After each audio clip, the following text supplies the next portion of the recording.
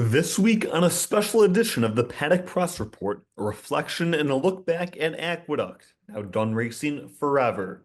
A look inside the track on its final day and what it means to all those there. And it's Haskell weekend. Monmouth Park Racetrack announcer Matt Dinerman joins us to talk about one of the biggest days of the year this upcoming weekend.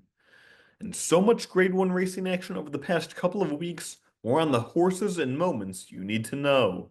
Welcome and thank you for joining me for the Paddock Press Report. I'm Timothy Lateau. We start this special edition with a farewell to Aqueduct. Its final day of racing was on June 28th. It closed the chapter to more than 12 decades of racing. One last time Aqueduct came to life. The warm Sunday brought a crowd of nearly 8,000 out for a final goodbye.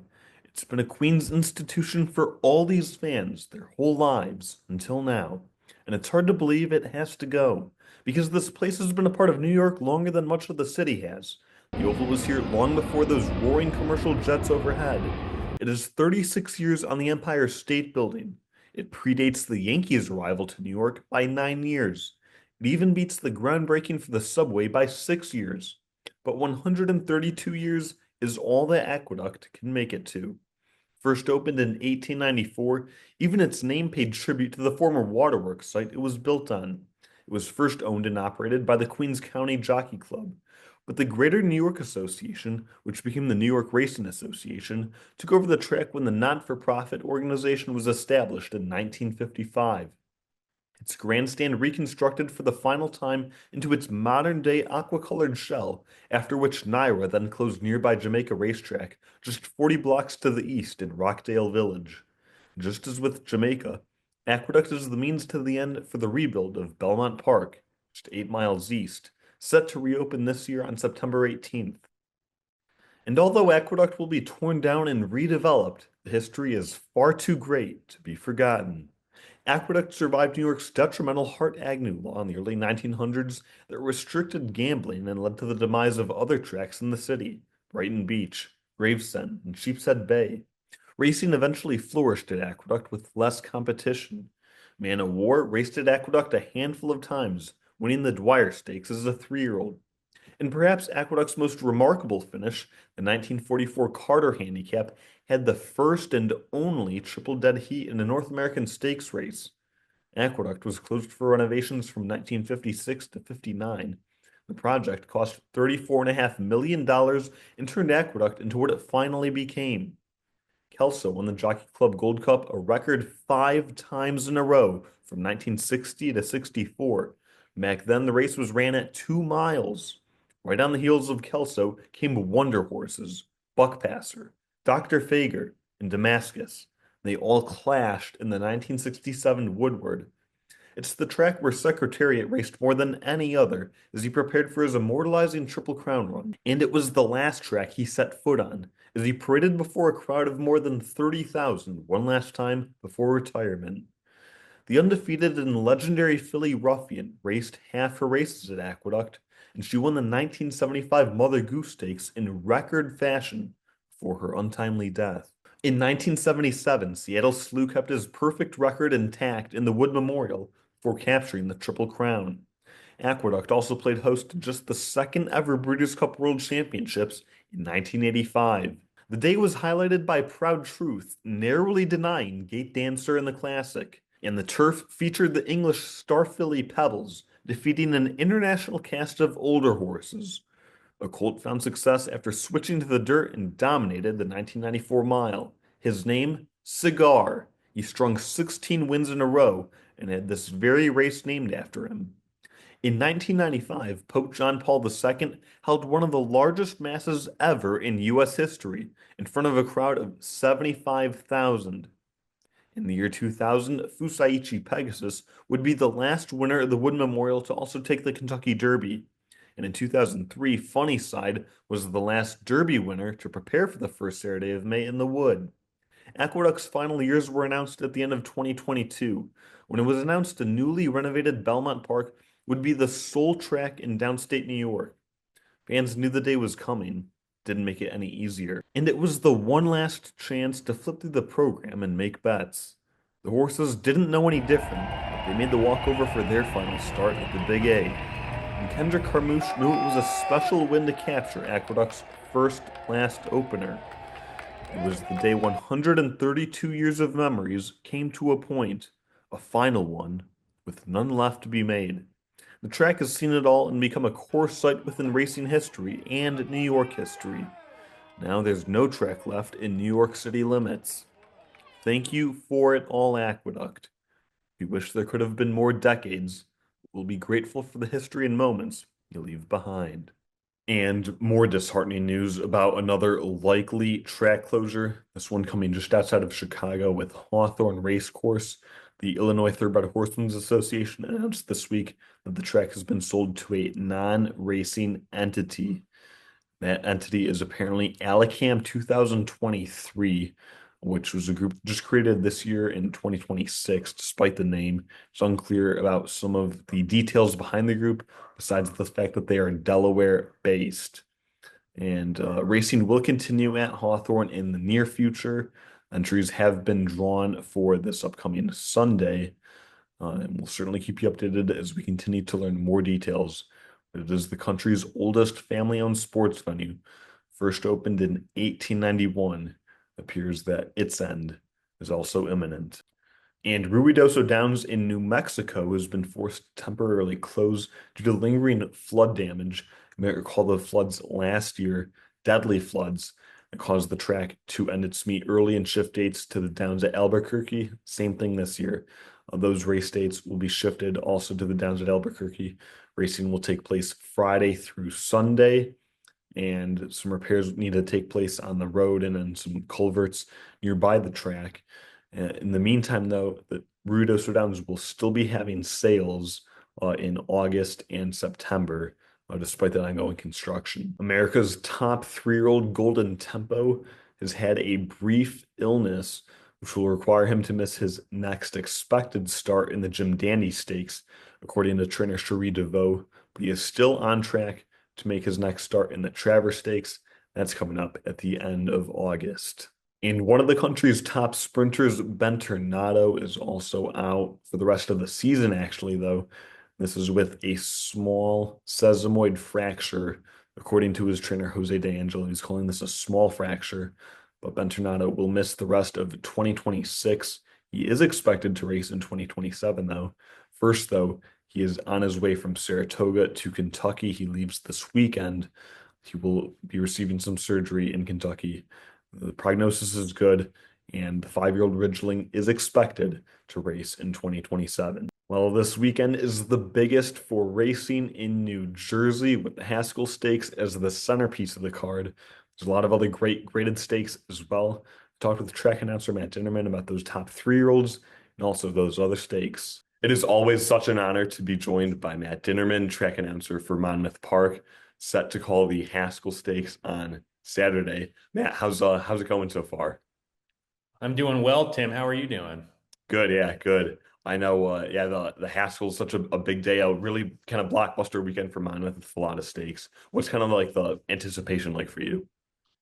Well, there's a lot of anticipation for Haskell Day. I mean, not only is the Naira Bets Haskell one of the premier 3-year-old races of the year all across North America, but it's a top 5 card in the whole nation all year round, top 10 at the very least. We've got 6 stakes races. A lot of good horses typically ship here for those stakes races, so it's more than just the Naira Bets Haskell. There's also the Monmouth Cup. We're expecting to see Skippy Longstocking and Knightsbridge go at it. Those are the 2 headliners, as far as I know, as of now. We'll be drawing for the card on Tuesday, the 14th of July.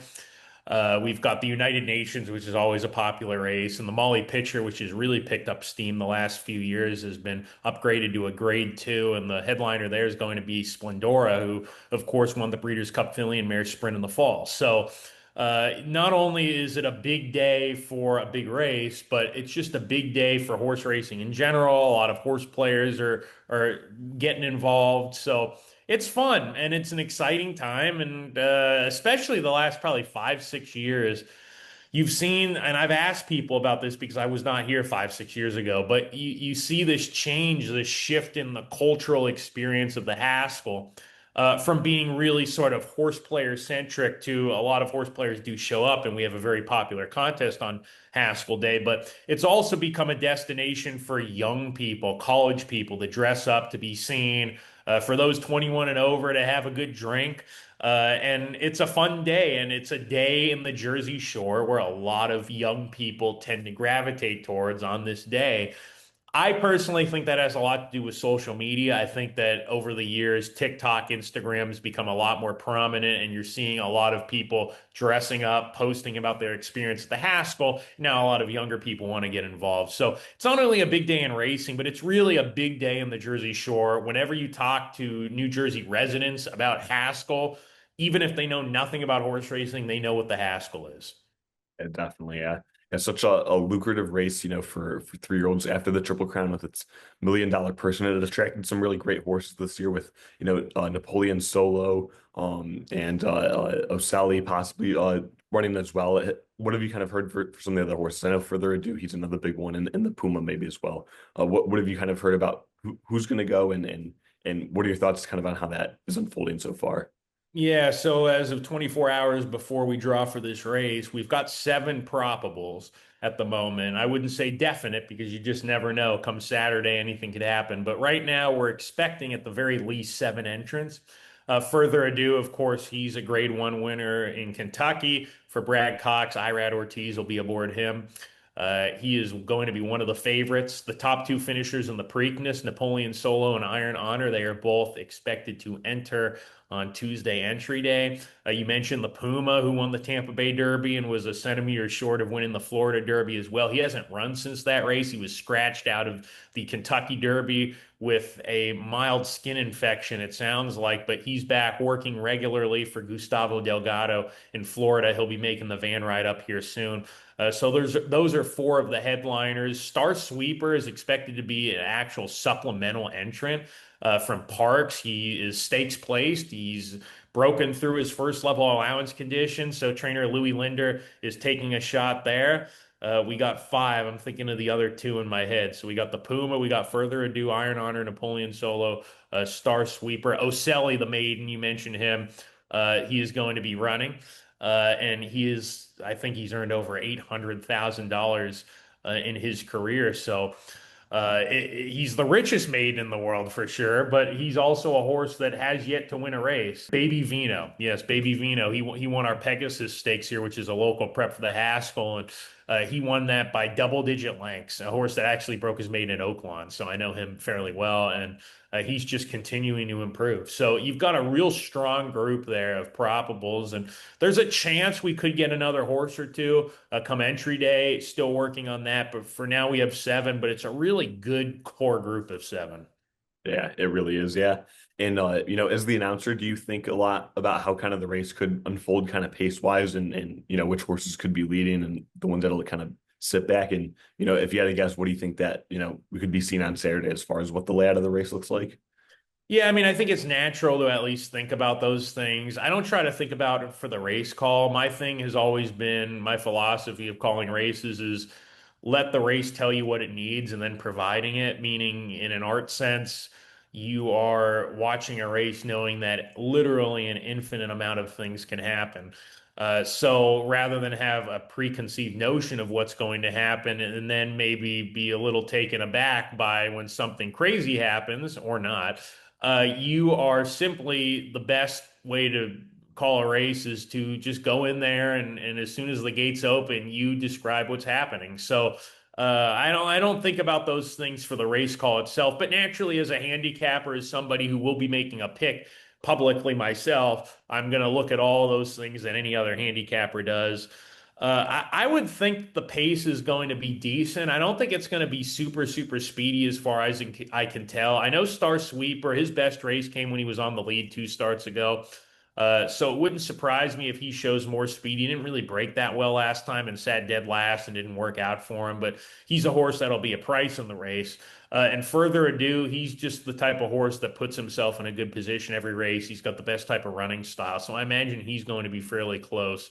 Look, I know that the Haskell Monmouth dirt surface that day typically plays for speed. But I will say journalism won from second to last time out, last year, I should say. So it's not impossible to win from off the pace, certainly not with a good horse.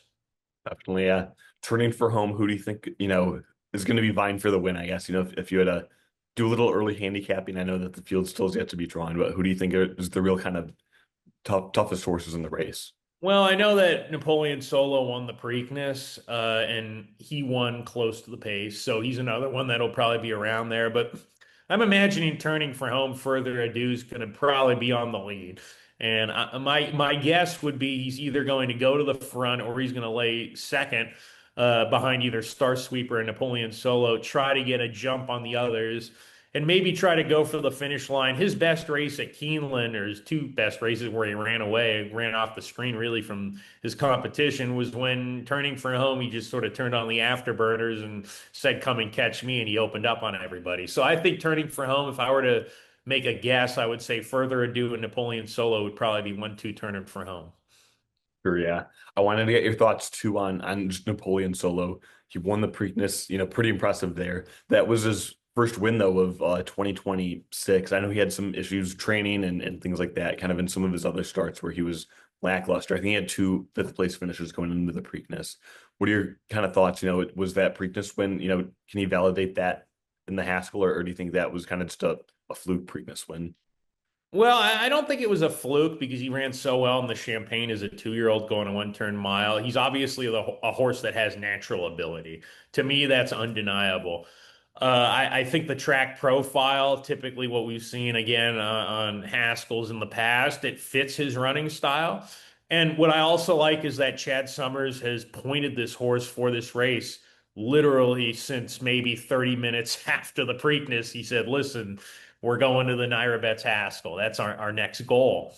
So, with that in mind, Chad Summers has been able to train this horse and do everything he absolutely needs to do to make sure this horse is absolutely 110% ready to win this race.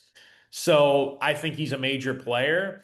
I personally would probably side with Further Ado. I think Further Ado is probably going to go off favorite. I tab him as the horse to beat, but I would say Napoleon Solo is probably a close second choice. I think that he's a legit contender, and if he runs his race, there's no reason why he won't pick up a good check on Saturday. Last year with journalism winning the Haskell, you've now called a couple of Haskells. That was, I'm sure, one of the most exciting races of your career. What was that race like? Yeah, that was probably up there with the best race I've ever called. Just with the whole, not the actual call itself, I mean the actual race. Uh, it was thrilling. I mean, that was everything you wanted in a big race and an exciting race like that. A close finish, a horse that makes a dive late and runs by two horses to just get there. And the atmosphere was special. I mean, as I've mentioned, the last few years, the Haskell has just been full of people in the grandstand.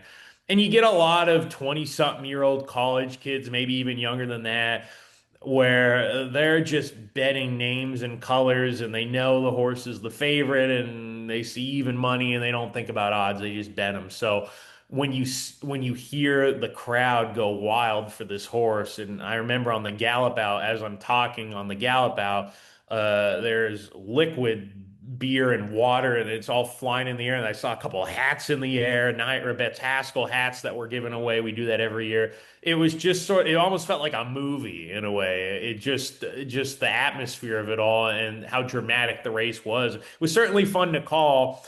And look, he had a horse that had really run an admirable campaign in the Triple Crown Series, where he ran second in the Derby and the Belmont. He won the Preakness in what was a really dramatic Preakness stretch run. To be able also to see a horse like him really dance all the dances and then finally get a well-deserved grade one like that once again, it was a really fun thing to watch, and you felt good for the connections because they danced all the dances and they were willing to do it and they were rewarded even down the road into the summertime. You were happy for the horse as well. So that was a thrill. I'm not going to lie about this year. It's going to be hard to duplicate something that thrilling. It really will. But I'm expecting it to be a great race this year and another thrilling day. So that journalism, Naira Bets Haskell, was certainly something that I'm going to remember forever. Yeah, definitely. Yeah. And it seems, now that Golden Tempo is kind of the undeniably, leading 3-year-old, and he's being pointed to the Travers after it was announced that he had a brief, illness. He'll skip the Jim Dandy. How do you think that some of these Haskell horses will stack up kind of against him if they were to go on to the Travers or maybe take him on, later on down the year? I know it's early and we're still talking before the race, but how does, yeah, further ado Napoleon Solo or any of the others stack up?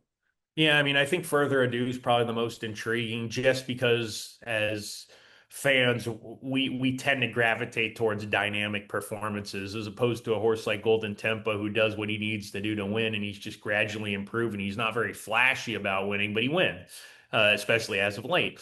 So you see a horse like Further Ado who clearly didn't run his best race in the Kentucky Derby and say, well, it'd be interesting to see if a horse like Golden Tempo could catch Further Ado, for example, if he did show up with his best race. So I think a horse like Further Ado would handle those types of horses great.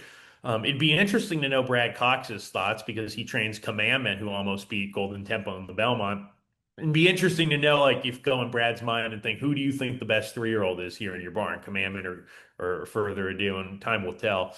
But even a horse like Napoleon Solo, it'll be interesting because his best race, although he ran really well in the Preakness, I still think his best race was the Champagne as a 2-year-old going a 1-turn mile. He seems to me like even though yeah he ran a mile and 3/16 fine, I don't know that he's best at a mile and a quarter against the best 3-year-olds because that was not the strongest group of 3-year-olds in the Preakness. So that's a question mark. I think a horse like the Puma is very intriguing, but we haven't seen him race in a few months. But he's a horse that's very much like Mage, who also was trained by Gustavo Delgado, a horse that really didn't run much after the Kentucky Derby, but he ran good and respectable. So I think this is a really strong group for the Haskell, and I think that you're going to see quite a couple of these horses, if they run well, go on to the Travers and be very competitive. Definitely, yeah. Man, talking about your other kind of portion of the year down at Oaklawn Park in Hot Springs, Arkansas. There's the news recently that the Arkansas Derby will revert back to its old date of being ran, 3 weeks before the Derby. The last few races have been run 5 weeks before the Derby. Just what's your thought on kind of that date change that was announced and how will that kind of impact the race itself and also, those horses in the Triple Crown? Well, Oaklawn loves their racing, so we're very excited about this coming season, 2026, 2027. We made some changes to the stake schedule, including getting the Rebel at a mile and an eighth, which it was previously at a mile and a 16th, bumping that purse up to 1.25 million. Arkansas Derby, as you mentioned, obviously 3 weeks before the Kentucky Derby. And also in April, we're going to have the Apple Blossom and the Oaklawn Handicap both increase to 1.5 million. They'll be on the same day, a week after the Arkansas Derby. So April will be a fun month for us.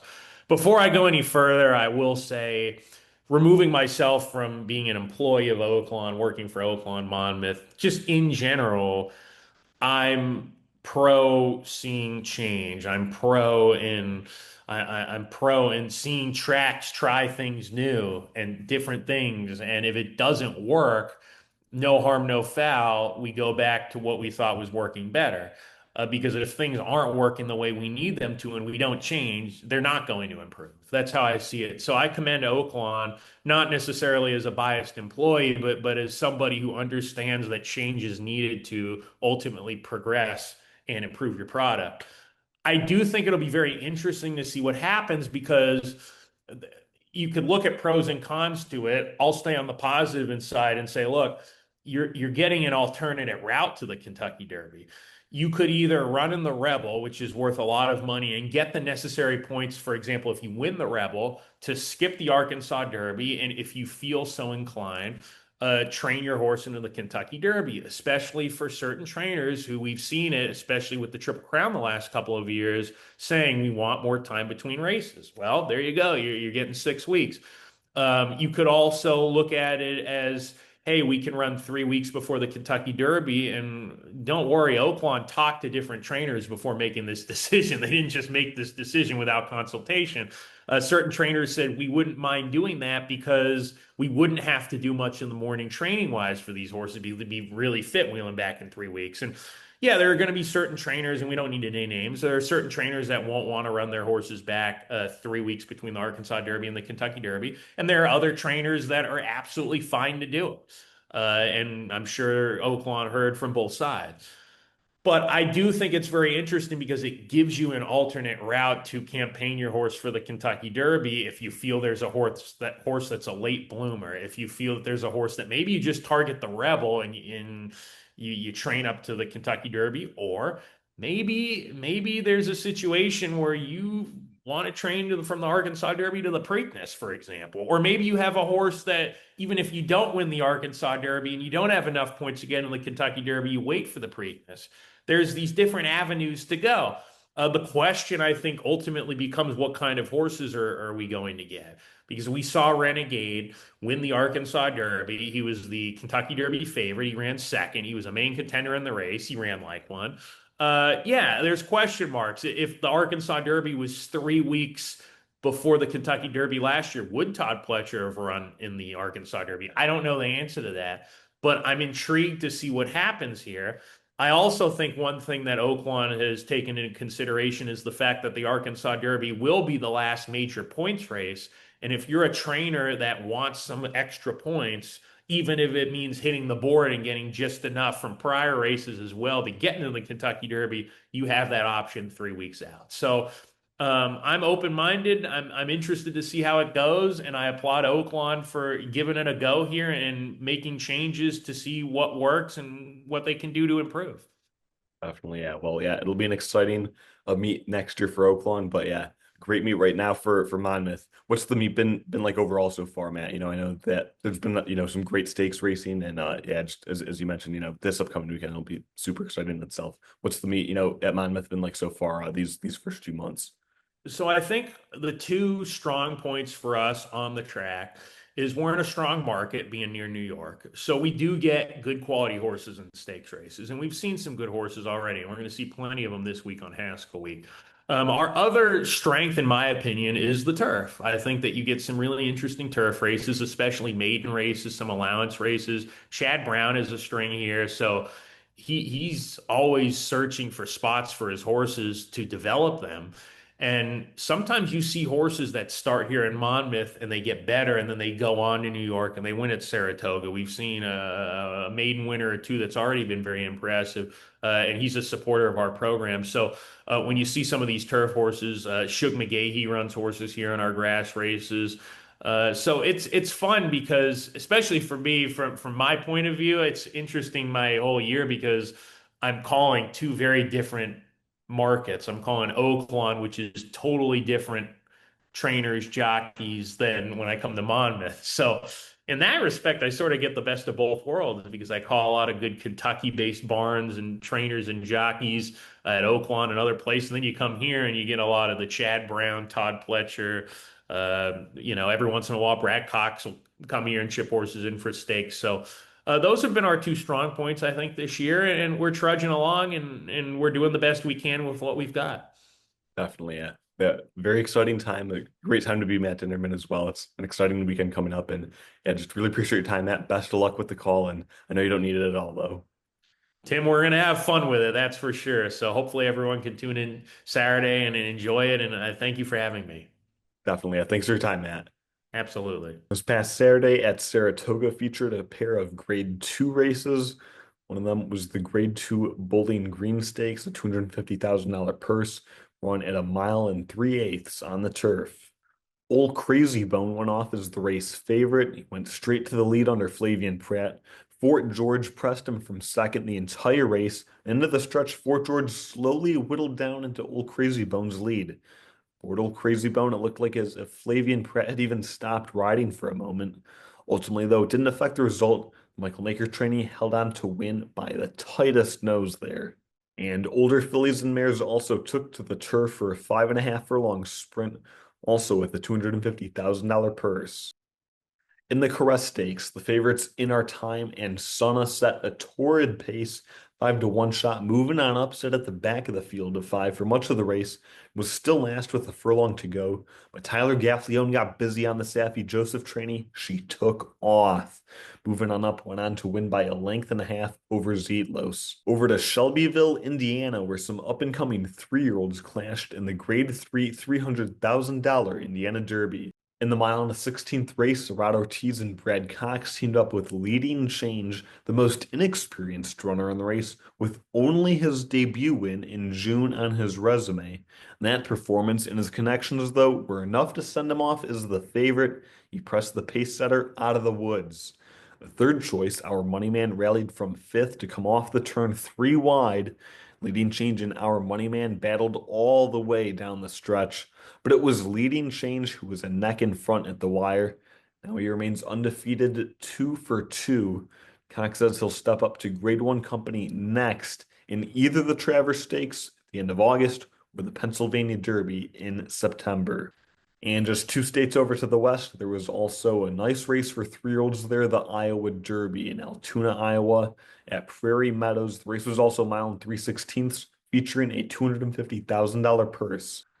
Texas Derby winner Desert Gate was the favorite, coming off a disappointing fourth place finish in the Ohio Derby. JJ Gray won the local prep in the Prairie Mile for trainer Kenny McPeak. And the Hell We Did was the runner-up in the Lexington Stakes before a seventh place finish in the Preakness Stakes. Well, in this race, the Iowa Derby, JJ Gray led throughout while Desert Gate stalked. The Hell We Did sat towards the rear. Turning for home, JJ Gray kicked clear in the stretch. He ended up winning by 2 lengths with Emmanuel Esquivel aboard. The Hell We Did was second. Well, the long stretch of the Saratoga summer kicked off the July 4th Racing Festival. The big one that headlined that was the Belmont Derby, a Grade 1 race run at a mile and an eighth on the turf, of course, for 3-year-olds. The race had a $750,000 purse. Simon and Ed Crisford shipped in Title Roll, who stalked the pace from second much of the way. West End Kid won the local prep in the Pennine Ridge, but had a wide trip stalking from fourth. Into the stretch, Title Roll kicked it on, but West End Kid chased him all the way to the line. It got close on the wire, but Title Roll managed to hold on by such a narrow nose with John Velasquez aboard. And Title Roll will stay in the United States. There are reports Brendan Walsh will take over training duties. And for the fillies, there was also the Grade 1 Belmont Oaks run at a mile and an eighth as well with a $600,000 purse. Kensington Lane quickly went to the lead and set slow fractions.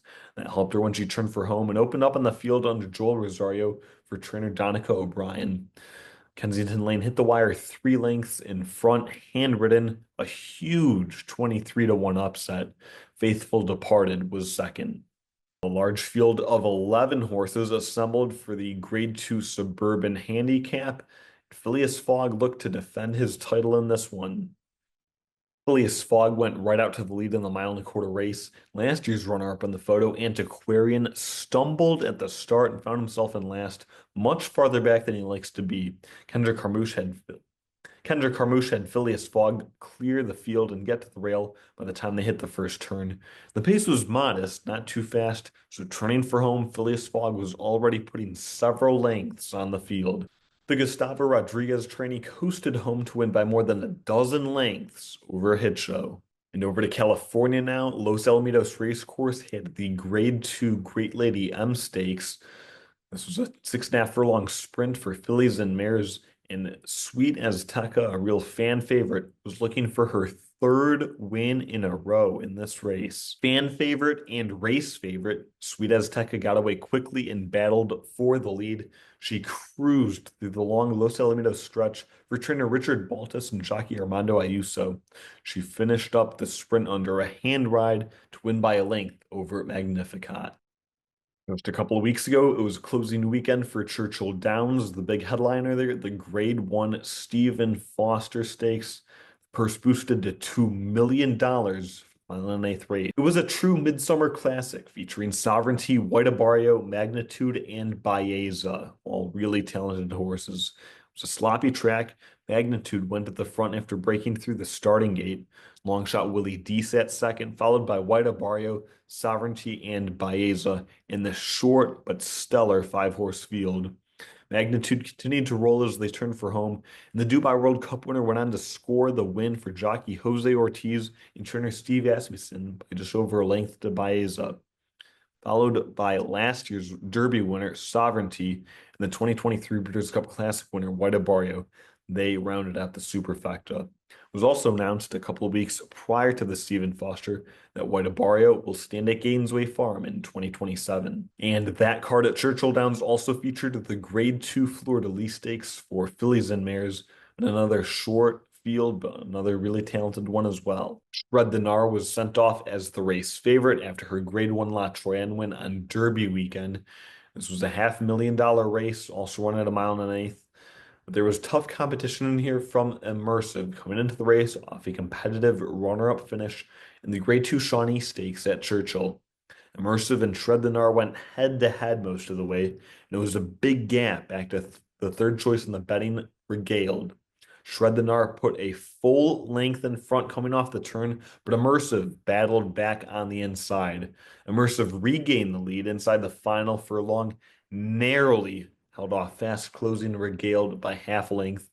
Immersive is trained by Brad Cox, ridden by Rod Ortiz. And one of the biggest days of the year at the Curragh in Ireland was also had with the Irish Derby. Of course, Aidan O'Brien looking to extend his record in the race. He was represented by one of his top 3-year-olds, Benvenuto Cellini.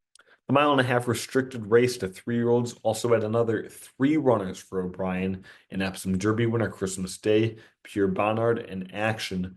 Of course, Benvenuto Cellini looking to improve off that disappointing effort in the Epsom Derby. The biggest challenger to O'Brien was the undefeated Rahib. Action controlled the pace of the race with Christmas Day behind him for much of the way. They came into the long cross stretch with Christmas Day taking over the charge, but Benvenuto Cellini and Ryan Moore were wearing him down.